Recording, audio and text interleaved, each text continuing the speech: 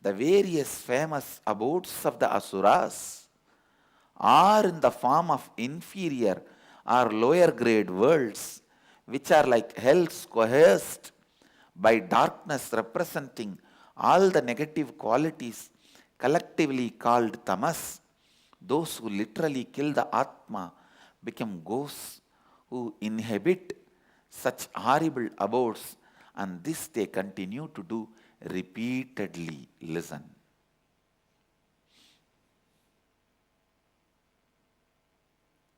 The various lokas are not basically just physical but psychological too. Listen. Earlier I used to make a statement, they are not physical, only psychological. Now I am amending my statements. Please listen. They are not just physical, they are psychological too. It means they do exist as planes, spaces somewhere, and you do create that around you because of your inner space. I am amending the statement.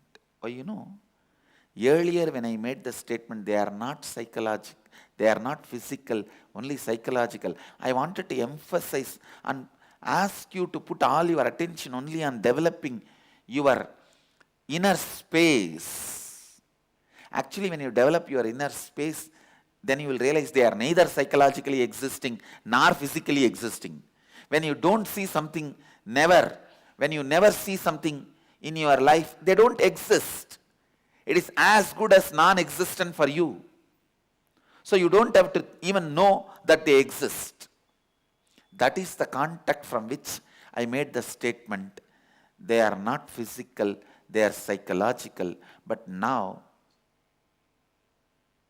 I am expanding on Upanishads. I have to reveal the cosmos as it is.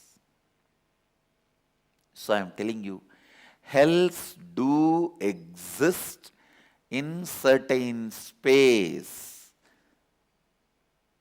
in a different planes, where collectively all these people have tea party. Only thing in their cups, poison is served, not tea. I can say coffee is served, not tea. And I also wanted to tell you all guys, tea is drink from Vedic tradition. It is directly from Kanchipuram. Coffee is not. Just recently, few days before, I stumbled upon the reference and I traced back the reference and it found to be true. I'm just doing little more research to give you the exact combination, how it was used in Kanchipuram.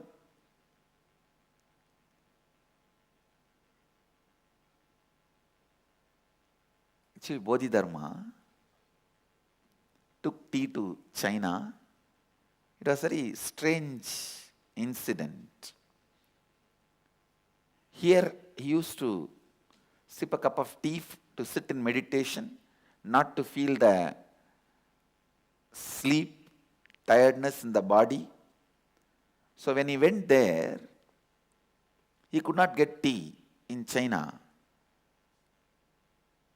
So he was thinking what to do. Then he just realized by taking tea, his body also has the DNA of the tea. He just removes the eyelids, one part of his body, and throws in the ground. That becomes a seed of tea, and tea leaf grows there. That's the way he took tea to China.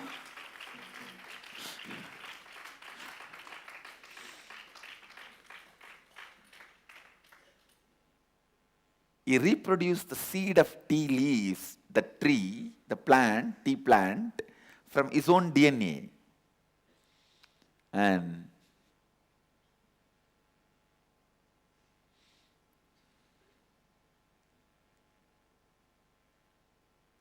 where the people of lower consciousness who constantly say no to life, who constantly say no to life,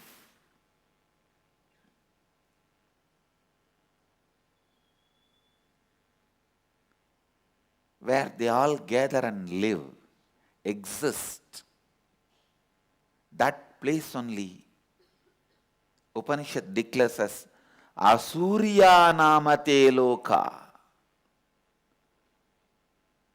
coerced by darkness, lower grade worlds coerced by darkness. Antena tamasavrita. How many words Upanishads are using? Antena tamasavrita. Asurya, Anta, Tamasavrita. All the three words are basically same meaning, but three different words are used. Means the kind of a space they are in is emphasized, emphatically repeated. See, it's like people come and tell me, Swamiji, the moment I attended Inner Awakening, many of my old friends dropped. Many of my old habits dropped. Now I have completely new way of thinking, new way of habits, new way of acting, new friends. That is what your lower grade world has disappeared. Your hell is over. Now your taste has become different. Your taste has changed.